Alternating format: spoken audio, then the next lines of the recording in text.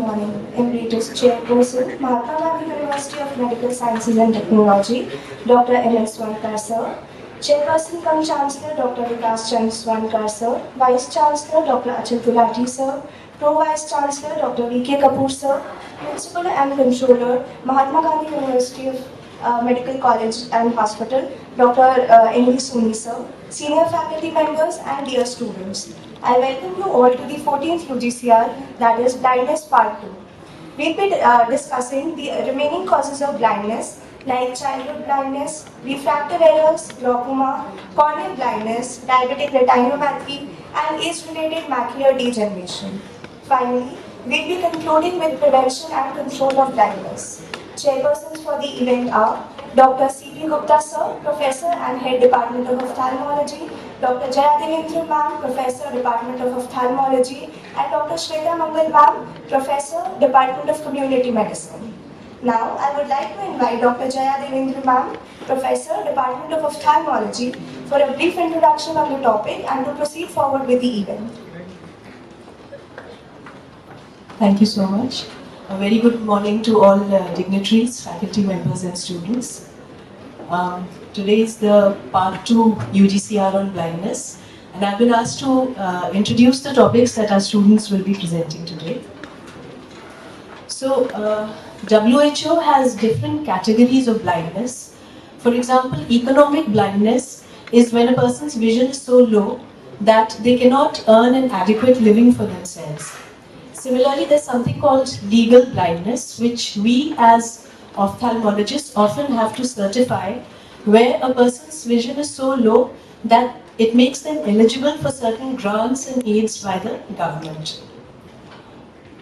The global burden of blindness and the Indian burden of blindness is quite high, as you can see, and therefore it makes it an important public health issue. I am aware that cataract was discussed last time, but I would just like to make one small differentiation between the management of adult versus the management of childhood cataract. Adult or senile cataract is a gift of old age. Anyone who lives long enough will get cataract.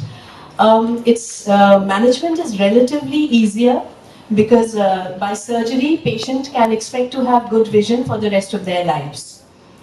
But when it comes to congenital cataract, there is a critical period during which surgery should be done, so early diagnosis is of extreme importance.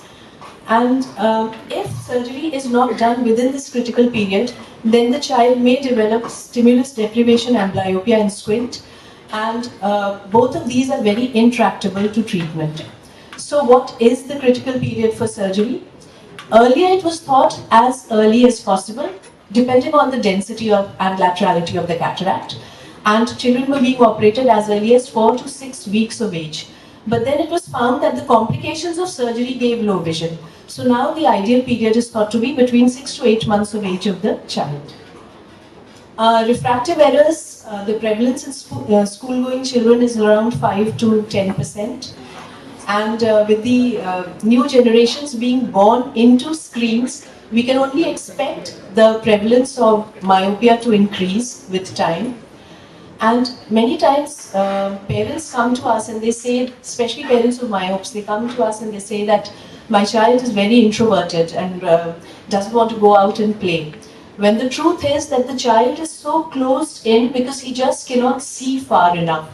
So uncorrected refractive errors can impact the social, physical and emotional development of children and again lead to amblyopia and squint. So it is extremely important for early diagnosis and treatment of these errors. Coming to corneal blindness, this kind of blindness is generally seen in the rural population because they are more prone to injuries by animal tail or vegetative matters. And these injuries lead to corneal ulcers, and the problem is compounded by the fact that in villages the treatment is either inadequate or wrong. So it leads to corneal ulcer and ultimate scarring. Initially for corneal blindness, we just had 2 treatments, tattooing, which was just a cosmetic correction of the deformity, or a full thickness corneal transplantation, which is called a penetrating keratoplasty. Now we have better surgical procedures, which are called lamellar keratoplasties, where only the layers of the cornea which are damaged can be replaced either anterior or posterior. Here I would like to especially mention one type of corneal blindness which is seen in children. It is very sad when we see that because it is secondary to vitamin A deficiency. It is the third grade called keratomalacia where the corneal starts to melt. Up till the second grade, it is easily reversible by just vitamin A supplementation and dietary modification. So we should keep an eye out for diagnosing this in the earlier stages.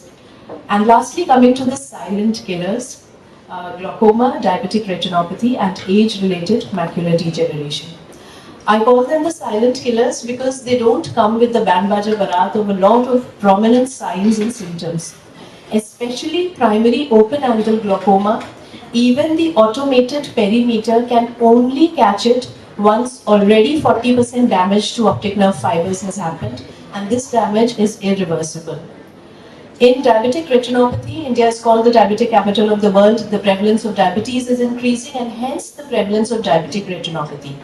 Here I would just like to highlight one point that independent of diabetic control, the duration of diabetes is an independent risk factor for the development of diabetic retinopathy.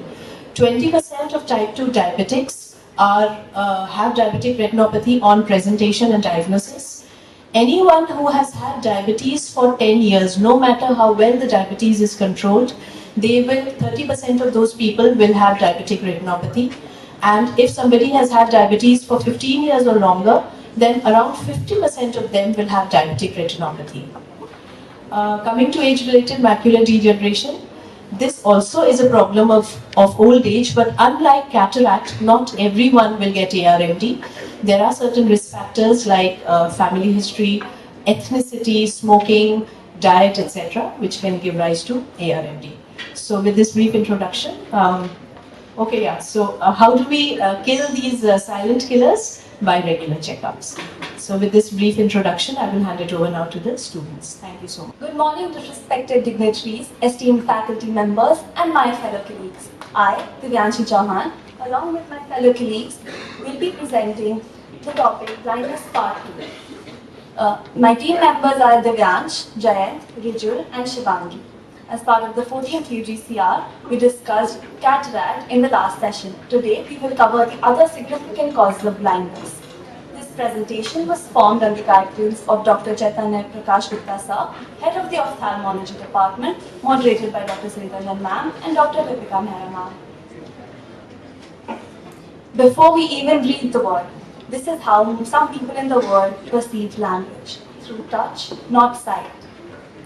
These braille dots spell the word blindness. It's a quiet but powerful reminder of why we're here today, to understand, prevent, and treat this condition. As you might remember from the last session, we discussed that blindness, defined by WHO, is having a visual acuity worse than 3/16 on the Stevens chart, or its equivalent, which is the inability to count fingers in daylight at a distance of 3 meters. Let's take a moment to reflect on two truly remarkable individuals. Shrikant Gola, who was born blind but went on to become an MIT graduate and a successful industrialist, and Bhavya Shah, a Stanford alumnus and stand-up comedian who is visually impaired. Their journeys remind us that a lack of sight cannot dim a bold vision. With that inspiration in mind, let's take a look at what we aim to understand through today's session. At the end of this session, you will be able to appreciate the burden and various causes of childhood blindness, prevention and management through school screening programs, pathophysiology of refractive errors and its association with blindness, and to understand the medical and surgical management of refractive errors. To understand the magnitude of the problem, let's take a look at the numbers. Globally, around 285 million people are visually impaired. And out of these, a significant 39 million people are completely blind. And India alone contributes 13 million or 1.3 crore cases to this global burden. This not only reflects the enormous population size, but also underlines the need for better screening, awareness, and timely treatment, all of which we'll be exploring in today's session. So this slide gives a quick comparison of the global versus Indian burden of different causes of blindness. You'll notice a similar pattern with cataract and refractive errors topping the list.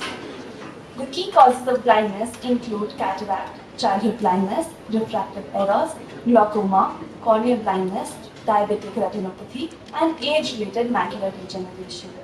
I'll be starting with childhood errors and uncorrected refractive errors, and the rest will be covered by my colleagues in the upcoming slides. Childhood blindness is one of the priority targets of Vision 2020 Right to Sight, which is a global initiative aimed at eliminating preventable blindness due to its impact on the psychological and social growth of the child. Currently, around 1.4 million children are blind, and more than 80% of these could be prevented or cured. This highlights the importance of early intervention. In India, the National Program for Control of Blindness aims to reduce the overall blindness prevalence rates from 14 to just 3 blind children per 1,000 population.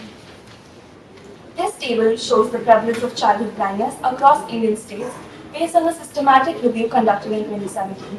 You can observe that Andhra Pradesh reported the highest prevalence at 1.30 per 1,000, while New Delhi had the lowest, which is 0.5 per 1,000, as illustrated in the graph. Let's now talk about some of the preventable causes of blindness, those that we can avoid or manage with timely intervention. The first major cause is vitamin A deficiency, which is still a significant public health issue in many parts of the world, especially in developing countries.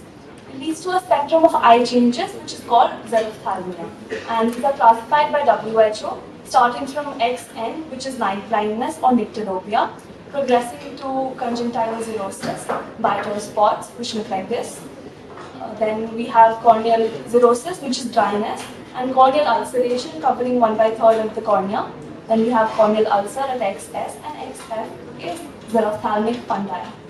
Another important group of causes is the torch infections, which include Toxoplasma gondii, other agents like Treponema pallidum and HIV, rubella, cytomegalovirus, and herpes simplex virus. These occur when the transmission occurs from the mother to the fetus and will lead to severe ocular complications, like chorioretinitis is caused by cytomegalovirus and Toxoplasma. Congenital cataract development and microphthalmia are key features of congenital rubella syndrome. Optic nerve damage is seen with cytomegalovirus and herpes simplex virus. This is an image of salt and pepper appearance of the fundus seen in congenital rubella syndrome. Lastly, we need to be aware of the trauma and harmful traditional eye practices like the use of lead-based surma and lubricants, which can lead to serious eye damage. Educating communities and promoting safe practices can go a long way. The treatable causes of blindness include congenital cataract, which looks like this. It is due to intrauterine infections, chromosomal abnormalities, systemic disorders like galactosemia, and inherited genetic causes. Timely treatment will prevent irreversible amblyopia, also called lazy eye. It will ensure proper visual development. It will avoid nystagmus and squint and support binocular vision formation if timely surgery is performed. Another treatable yet often overlooked condition is childhood glaucoma. It typically presents to signs such as enlarged eyes called diophthalmos, excessive tearing, sensitivity to light or photophobia, and cloudy cornea.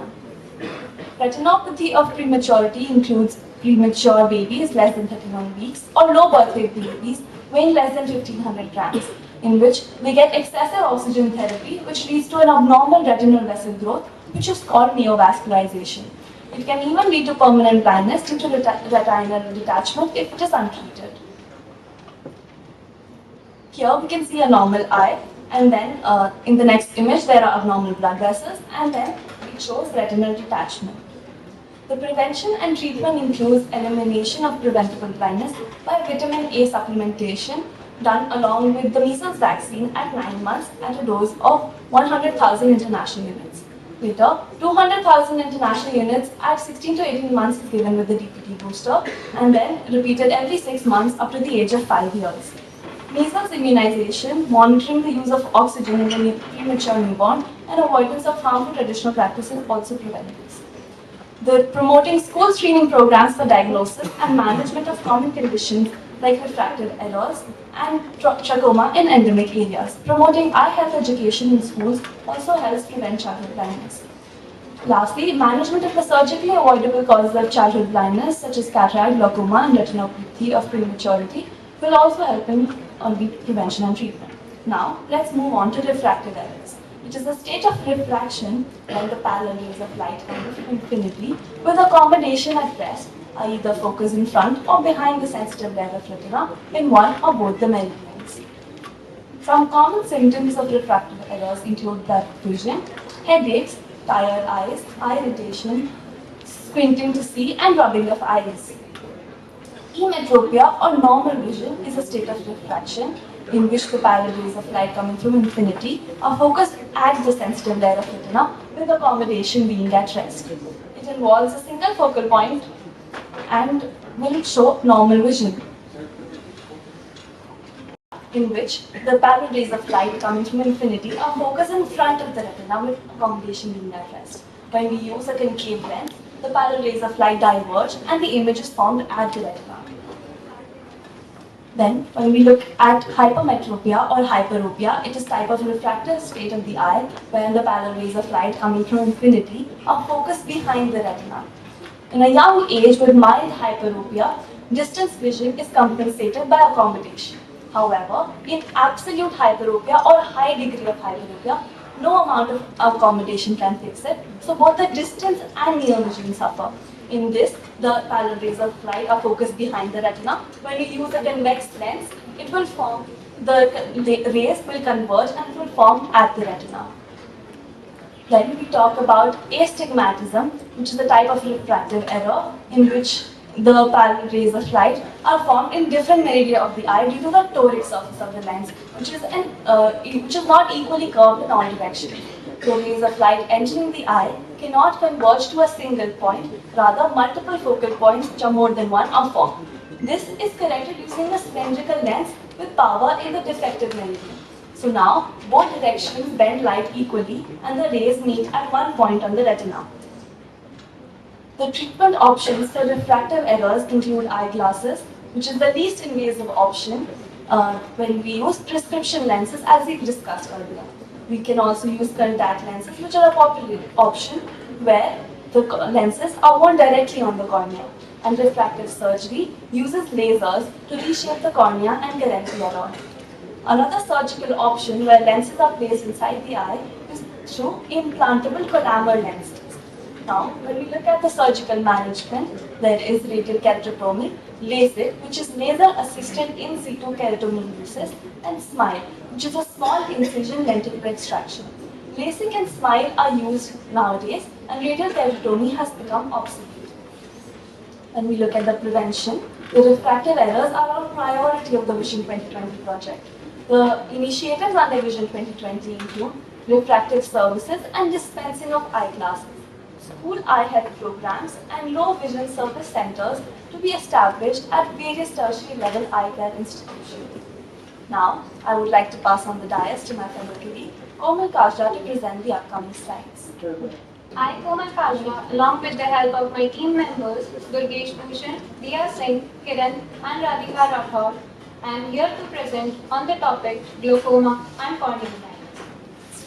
At the end of this session, you will be able to appreciate the following learning objectives: to understand the pathogenesis of glaucoma and its association with blindness, to understand the prevention and management of glaucoma, to present the pathogenesis of corneal blindness, to understand the prevention and management of corneal blindness, and to understand importance of eye tracking and promote awareness about eye donation.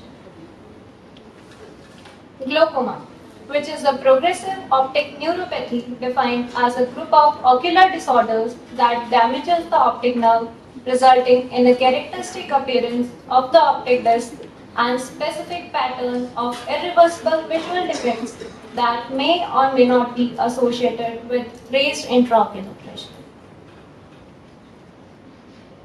The epidemiological survey over the glaucoma suggests a prevalence between 2.7 to 4.3% in adults aged 40 years and above. It also suggests that more than 27.8 million people will be affected in Asia by 2040, with major burden being shared by India. Also, out of the total blind, 1.2 million are due to glaucoma, representing 5.5% of the total blindness cases. Understanding aqueous humor dynamics, which is secreted in the posterior chamber by the non-pigmented epithelium of ciliary process and by the pupil enters into the anterior chamber, where it has two pathways, the trabecular, that is the conventional pathway, constituting 75% to 80%, and second, the uveoscleral pathway, that is the non-conventional pathway, constituting 20 to 25%. In the trabecular pathway, the aqueous through the trabecular meshwork enters into the Sirm's canal and finally into the episcleral veins through the collector channel. Coming to pathophysiology, where the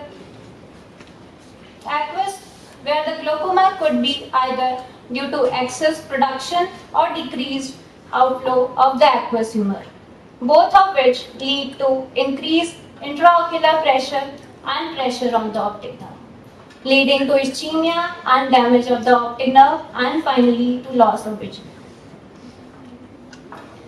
The glaucoma is majorly categorized into two types, that is open angle and angle closure glaucoma. In the open angle glaucoma, which happens due to resistance in the trabecular pathway causing decreased outflow of the aqueous despite the wide opening of the iridocorneal angle, which you can appreciate in the picture.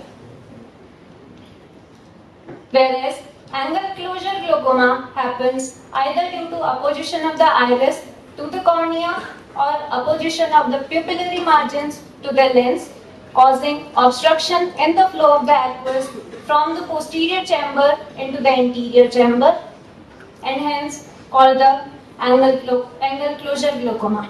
Here you can appreciate the narrowing of the angle of the eye, that is iridocorneal angle.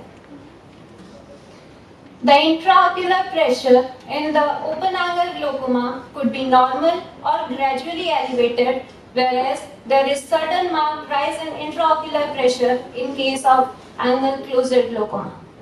The patient is initially asymptomatic and there is gradual visual field loss in open angle glaucoma, whereas in angle closure glaucoma, patient presents with severe eye pain, redness, halos, nausea and blurred vision. Now coming to our main objective, that is how glaucoma leads to blindness. We have already seen that increased intraocular pressure leads to optic nerve ischemia, which results in ganglionic and axonal cell losses, narrowing the visual field, where the peripheral vision of the patient starts blurring, called the tunnel vision, and finally to the blindness. The treatment portion includes the medical management and the surgical management. The medical management includes anti-glaucomic medications, that is beta-adrenergic blockers, alpha-adrenergic agonists, prostaglandin analogs, and carbonic anhydrase inhibitors. The surgical management, coming to surgical management, the indications of which are uncontrolled glaucoma despite maximal medical therapy, non-compliance and failure to the medical therapy due to lack of cooperation, eyes with advanced diseases, and the type of surgery are trabeculotomy, laser peripheral iridotomy, and argon laser trabeculoplasty. Coming to prevention, which could be done through early diagnosis, that is through tonometry, which is a diagnostic procedure that measures the pressure inside the eye and cornea's resistance to pressure. The types of tonometry are digital, where digits are used to appreciate the softness and hardness to measure intraocular pressure. Contact tonometry, where intraocular pressure is measured by using a probe to flatten a small portion of the cornea. Non-contact tonometry, where use of a gentle puffer of air is used to briefly flatten the cornea to measure the intraocular pressure. The fundus examination is done through ophthalmoscope or slit lamp. For the fundus examination, let me first make you understand the normal fundus and then we will compare it with the glaucomic fundus. In the normal fundus, the central bright area marked by the red margins is called the optic disc, centrally to which even brighter area marked by a blue margin is called the optic cup, and the area between the two margins is called the neuroretinal rim. The ratio of the optic cup to optic disc range from 0.2 to 0.4 in normal fundus. In the glaucomic fundus, you can appreciate the increase in the size of the optic cup called the cupping and the thinning out of the neuroretinal rim, due to which the ratio of the optic cup to optic disc increases, that is greater than 0.5. The visual field examination is done through perimetry, which measures the extent and sensitivity of a person's field of vision. The patient as at risk should be tested periodically. For adults without known risk factors, examination every 2 to 3 years are generally recommended. And if you are over 40 and have a family history of glaucoma or other health issues like diabetes, more frequent examinations, that is every 1 to 2 years, are advised.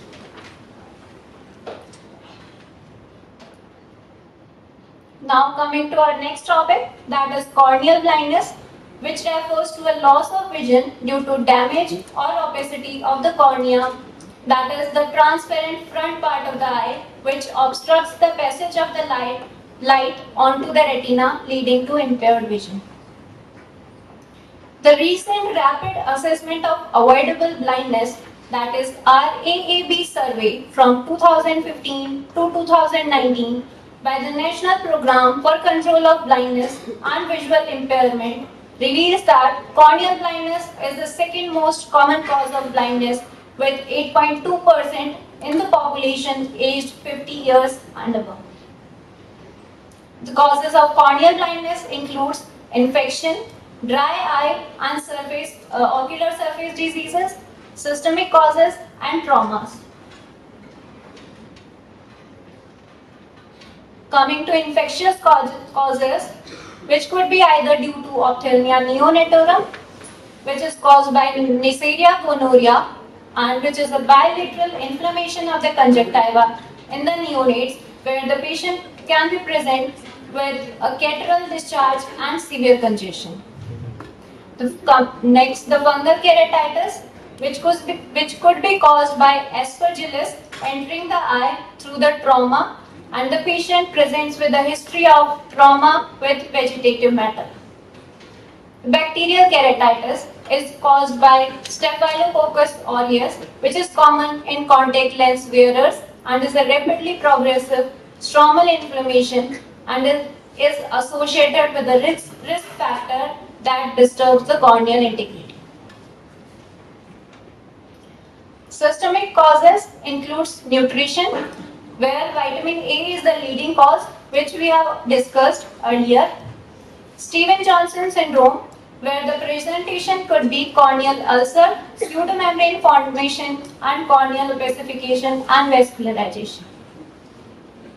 Keratoconus, an eye condition that causes the cornea to thin and bulge outwards into a cone shape, and the trauma could be due to aberration, foreign body, chemical or thermal injury.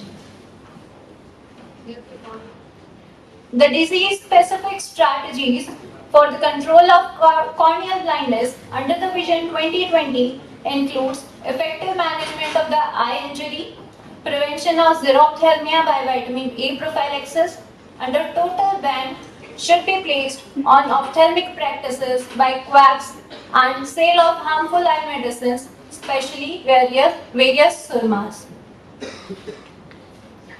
Protective measures for eye of industrial workers and agriculturalists, that is use of goggles and eye shades, education of people regarding avoidance of ocular trauma, health education and improvement in personal hygiene to reduce eye infections, promotion of eye donation and establishment of eye banks, keratoplasty to restore vision in cases of corneal blindness.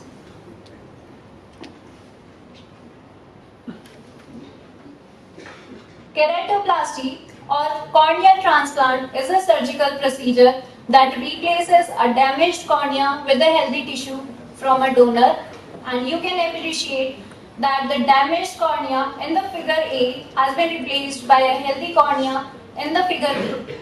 Also, PubMed Central states that keratoplasty is the most successful organ transplantation in the body as cornea is devoid of vasculature.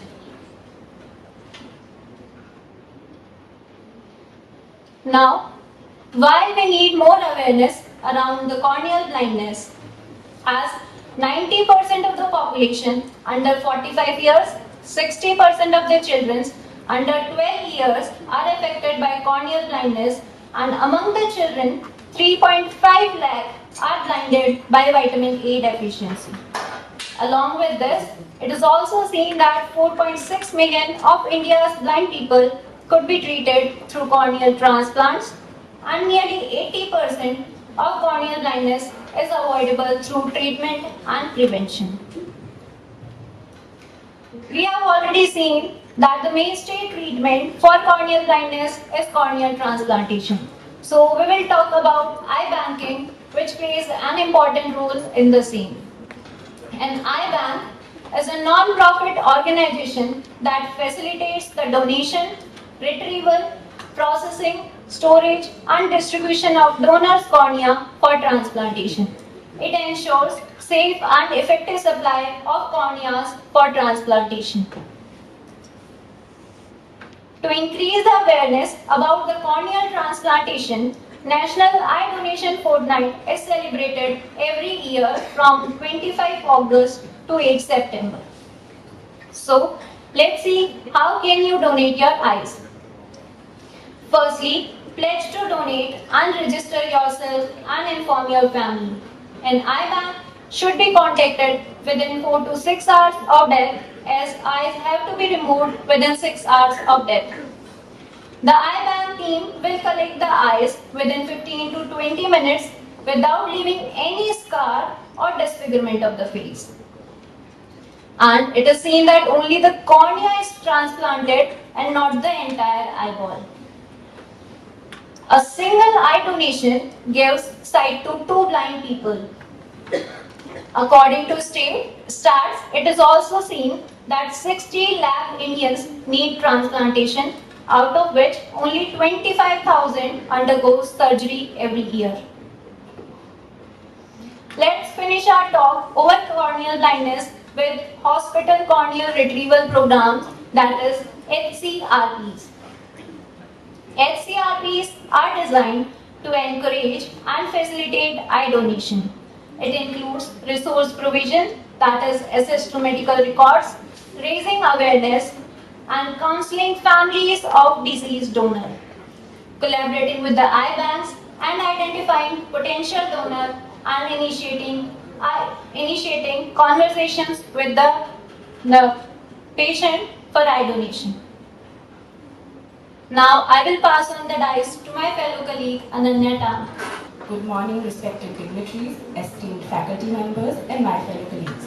Today I, Ananya Tank, here, along with the help of my team members Aman Singh, Rakshit, Shubhi Srivastav, and Soumya Chaudhary, I am here to give a presentation on the topics diabetic retinopathy and age-related macular degeneration. At the end of the presentation, you will be able to appreciate the risk factors, classification and pathogenesis of diabetic retinopathy, its association with blindness, and the main approaches to its screening and management. You will also understand the types and pathogenesis of age-related macular degeneration, along with how it is detected and managed. Diabetic retinopathy is a microvascular complication of diabetes mellitus affecting the retina, which can lead to vision loss and blindness if left untreated. A characteristic picture of this disease is seen in the fundus. This is an image of a normal fundus showing the key structures of the retina. The optic disc is seen on the nasal side where the retinal arterioles and venules emerge. On the temporal side is the macular lutea with the fovea centralis at its center, responsible for a sharp central vision. In comparison, here is an image of a fundus showing diabetic retinopathic changes about which we will discuss in the further slides.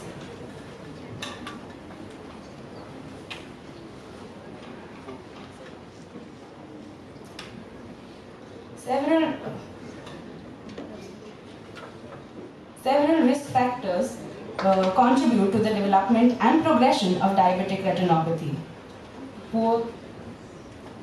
Poor glycemic control and longer duration of diabetes are amongst the most significant factors.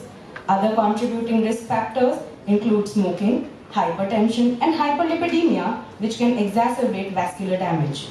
Female gender and genetic predisposition also play a role in increasing susceptibility. Additionally, conditions such as pregnancy, anemia, and obesity further elevate the risk, making regular monitoring and early intervention essential in individuals with these risk factors. The pathogenesis of diabetic retinopathy starts with hyperglycemia, which damages the retinal vessels, leading to a loss of pericytes. These are the supportive cells that help maintain capillary stability. The microaneurysm, this weakens the capillary walls, resulting in the formation of microaneurysms. These microaneurysms cause leakage of vascular content, leading to retinal edema, hard exudate, and dot and blot hemorrhages. As the condition progresses, platelet aggregation and retinal ischemia develop due to impaired blood flow. In response to the ischemia, the retina releases vascular endothelial growth factors, promoting the growth of new blood vessels, also known as neovascularization. However, the new vessels are fragile and lead to bleeding, which can lead to fibrosis and, if left untreated, significant vision loss. Diabetic retinopathy is classified into 4 main types. Non-proliferative diabetic retinopathy, which is the early stage, proliferative diabetic retinopathy marked by the formation of new blood vessels, diabetic maculopathy involving the macula, and advanced diabetic eye disease. Non-proliferative diabetic retinopathy, or NPDR in short, is classified into mild, moderate, severe, and very severe based on the extent of retinal damage. Mild NPDR is marked by the presence of at least one microaneurysm. It is the earliest sign of diabetic retinopathy, usually without symptoms or significant vision loss. Moderate NPDR is characterized by the presence of microaneurysms in 2 or 3 quadrants, along with the presence of dot and blot hemorrhages. Cotton wool spots, which indicate localized retinal ischemia, may also be observed. However, venous bleeding or intraretinal microvascular abnormalities are not yet prominent at this stage. Severe NPDR is classified by the 4-2-1 rule, which requires the presence of any one of the following feature: intraretinal hemorrhage in each of all 4 quadrants, venous bleeding in 2 or more quadrants, or the presence of intraretinal microvascular abnormalities in 1 or more quadrants. Sclerosed vessels and gross retinal thickening may also be seen. When two or more criteria of the 4-2-1 rule are present simultaneously, the condition is classified as very severe NPDR.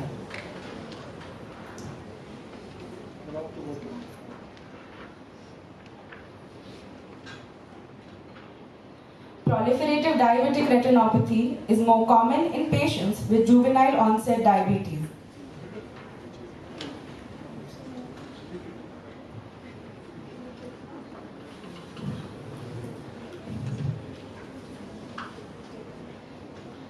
It is marked by neovascularization, which can be present on the optic disc or elsewhere. It is the hallmark of this stage. This new vessel formation can lead to complications such as vascular membrane formation leading to adhesions, vitreous hemorrhage, and vitreous detachment.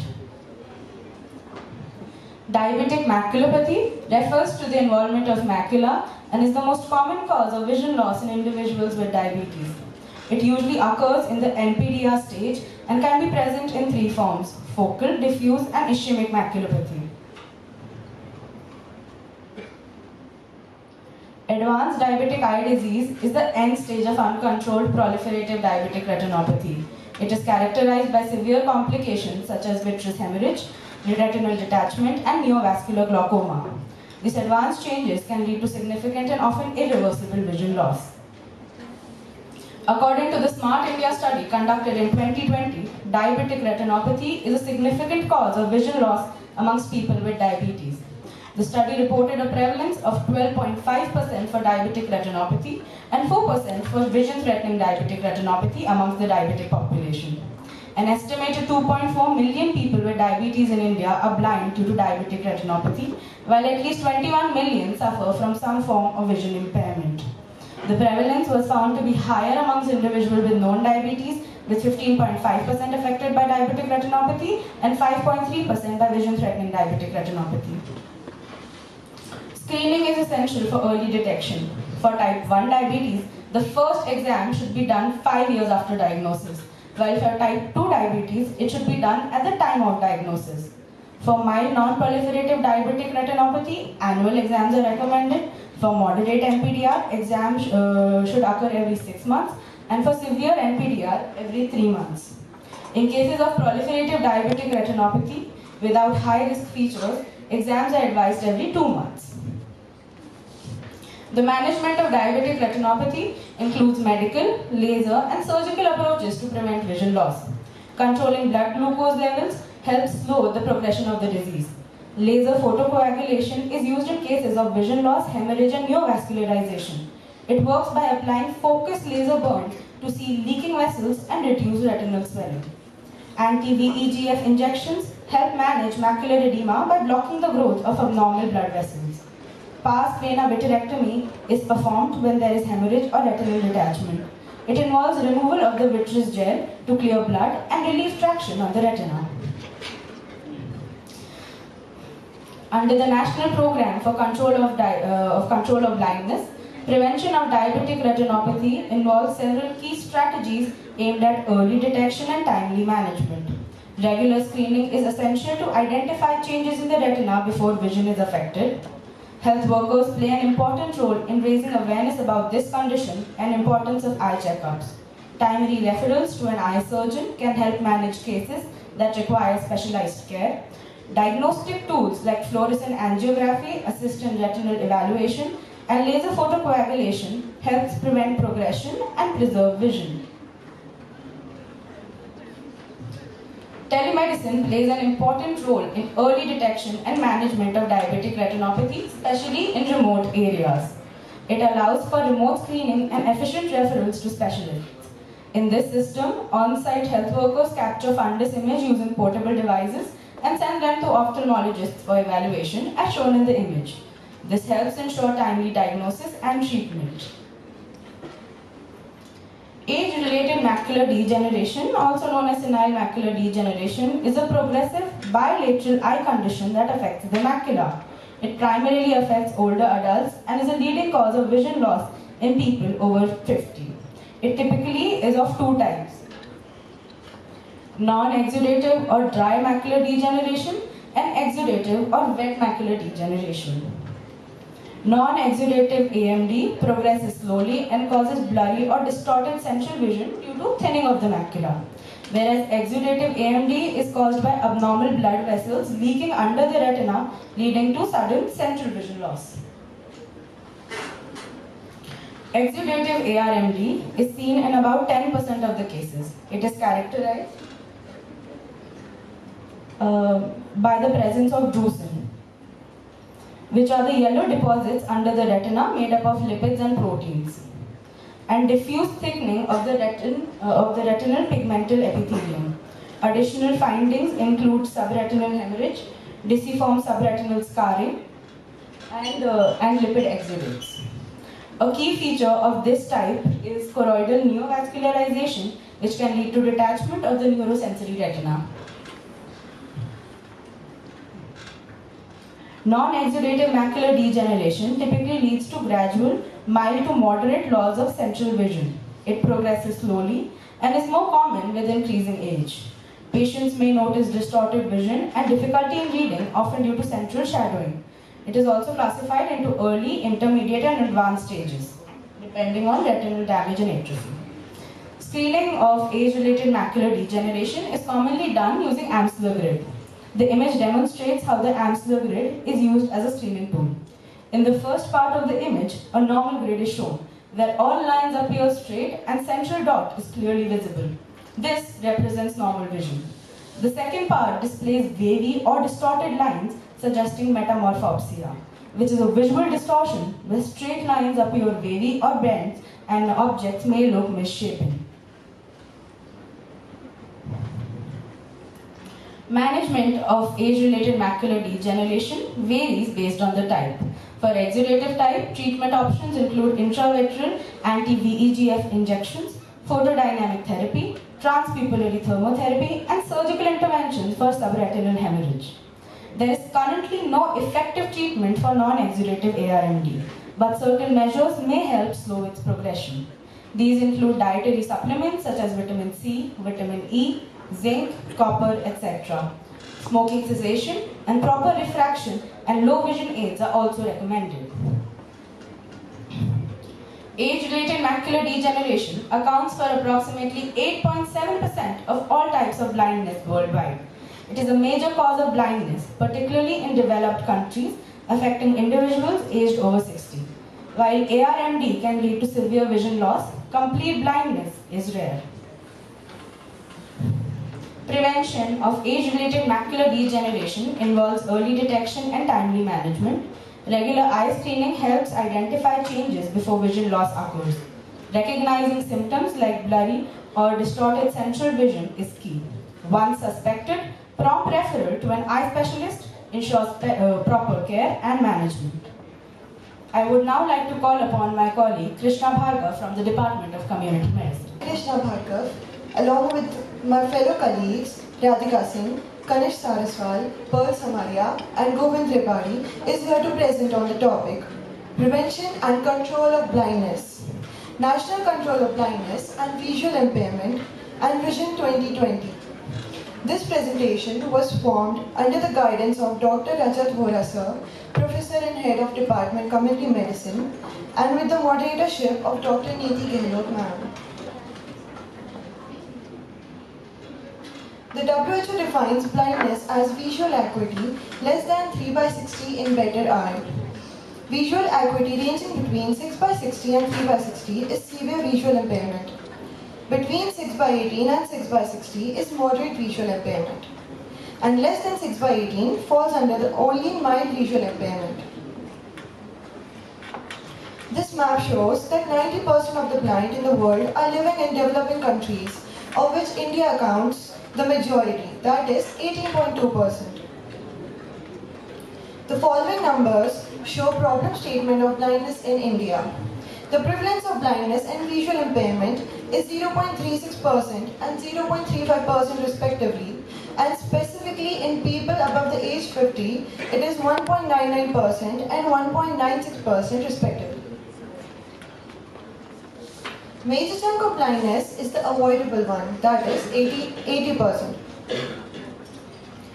The leading cause of blindness is untreated cataract, which holds 66.2% of the total distribution, followed by non-trachomatous corneal opacity, surgical complications of cataract, and other posterior segment diseases.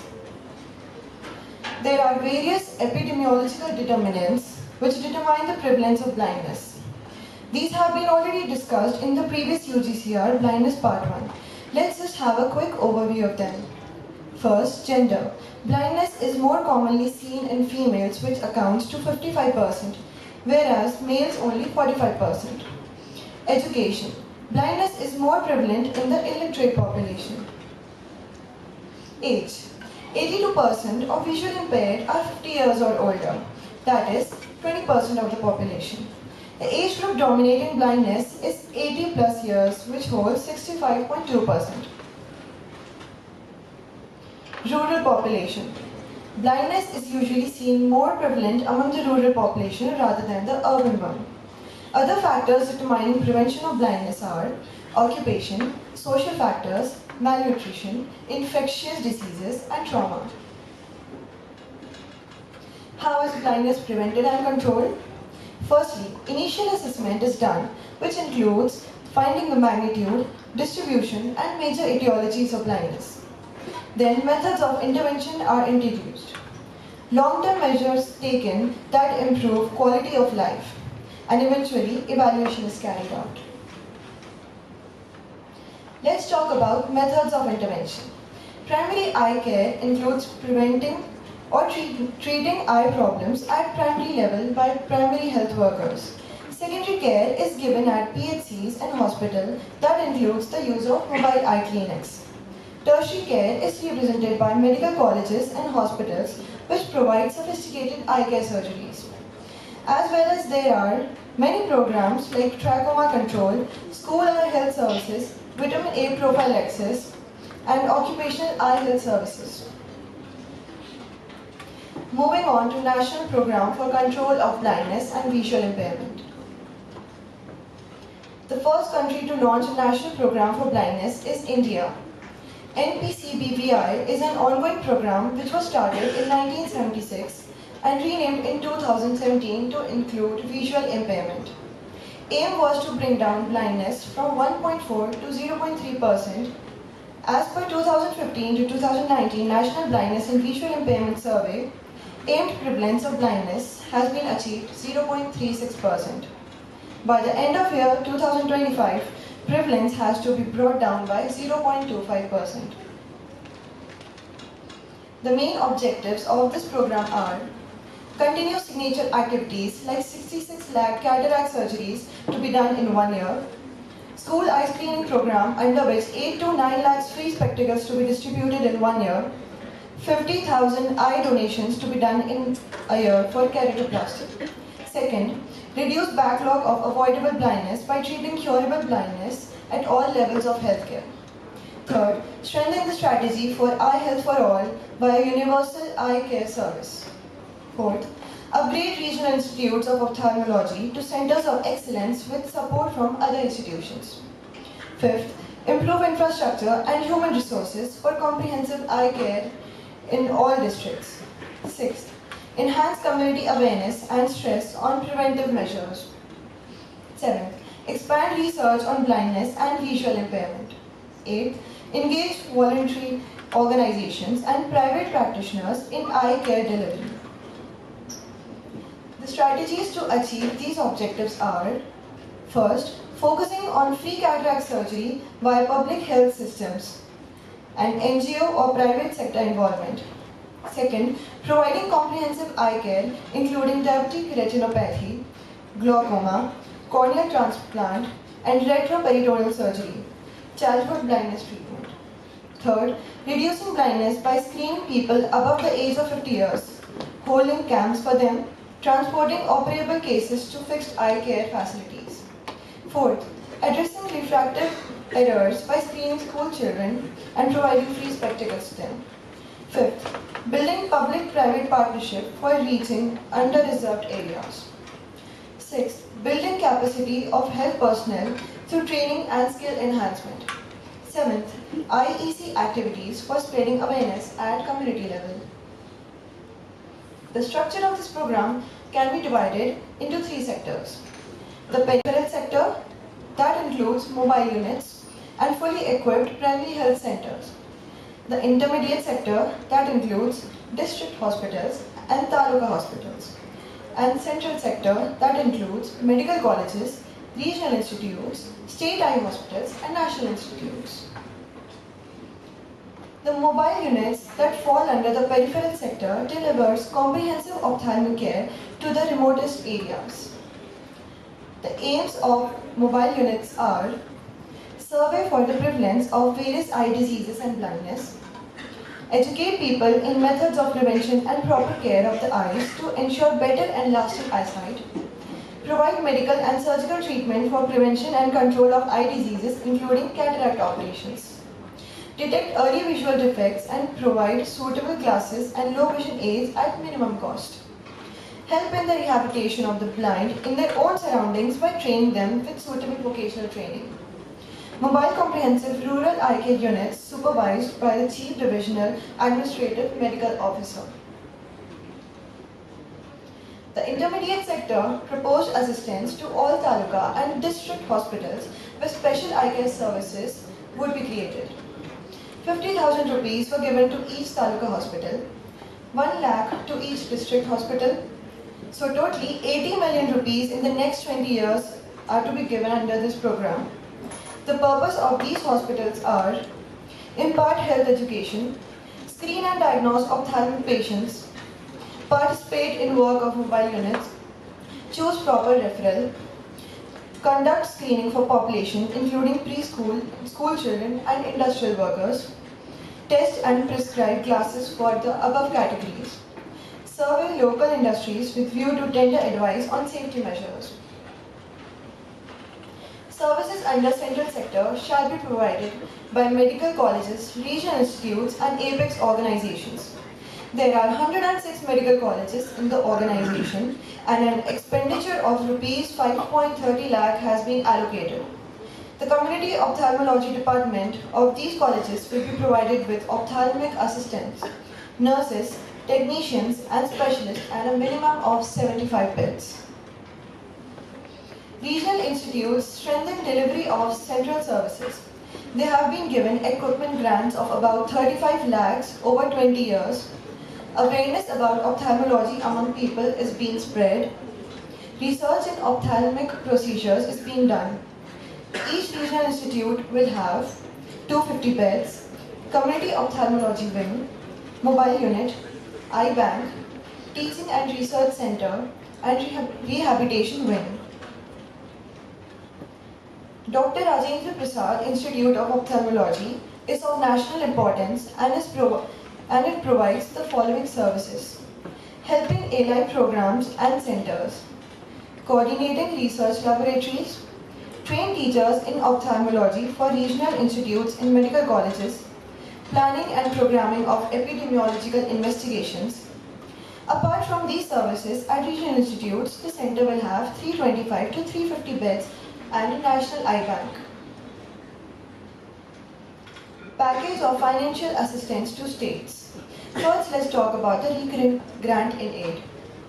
Cataract operations in government sector and NGO or private sector are at the rate rupees 2,000 per case to NGO and private practitioners and at the rate rupees 1,000 per case to district hospitals. The vitreoretinal surgery and keratoplasty, diabetic retinopathy medical treatment, childhood blindness and glaucoma at the rate rupees 2,000. Keratoplasty at the rate rupees 7,500 and vitreoretinal surgery at rupees 10,000. Free spectacles to school children and elderly populations are at rupees 350 per spectacles. Collection of donated eyes, rupees 2,000 per pair of eye. Grant in aid for IC in state and district. State level IC at the rate rupees 10 lakh for small states and 20 lakh for bigger states. Management of State Grant Society, 10 lakh for small state and 20 lakh for bigger states. Now let's talk about non-recurring grant in aid. Grant in aid for district or sub-district hospitals, CHSS and PHS, the procurement of eye equipments, they are based on state PIP proposals. Grant in aid for construction of IoT and wards is up to rupees 100 lakh per district as per state PIP proposals at district hospitals. Grant in aid for mobile ophthalmic unit up to 30 lakhs. Grant in aid for eye banks up to rupees 40 lakhs per unit as approved list by equipment by NPCBVI. Grant in aid for eye donation center is rupees 1 lakh per unit. Now we have Indian School Eye Screening Program. The objective of this program is early detection and treatment of refractive errors and eye diseases in school children. The target group under this program are the children in government and government-aided schools.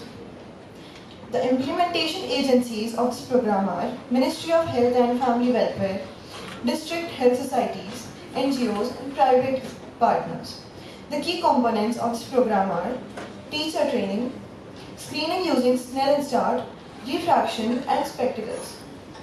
Awareness activities include eye health education, posters, pamphlets, sessions in schools. The challenges faced under this program were non-compliance in wearing spectacles and irregular follow-up.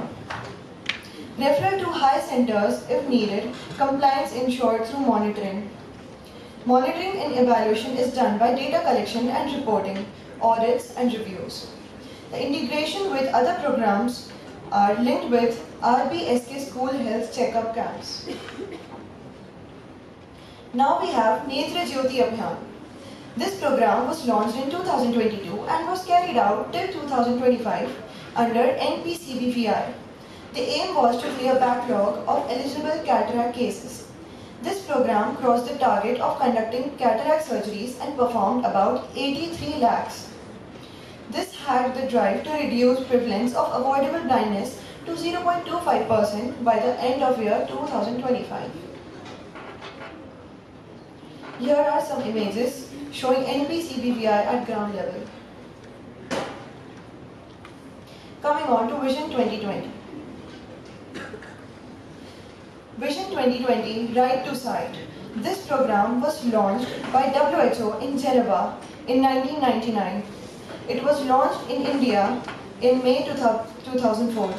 It was globally initiated and centers around the globe recognize sight as fundamental human right.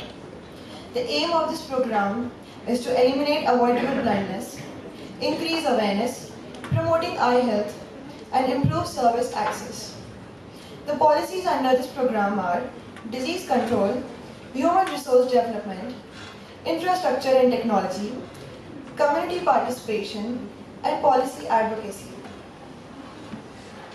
The diseases covered under Vision 2020 are different globally and nationally. Globally they are cataract, trachoma, onchocerciasis, childhood blindness, refractive errors. And in India they are cataract, refractive errors, glaucoma, diabetic retinopathy, corneal blindness, and childhood blindness. The following pyramid shows the structure of Vision 2020. The base of the pyramid shows the primary level. The base of the pyramid is primary level, that is the vision center. They are 20,000 in number. And then above that is secondary level, which is the service center, and they are 2,000 in number. Above that is tertiary level, that are training centers, they are 200 in number. And then top of the pyramid is center of excellence, they are 20 in number. The following chart shows the decline in global blindness from 45 million people in 2000 to 32 million by 2020 through Vision 2020 initiative. Here are the references used. Thank you.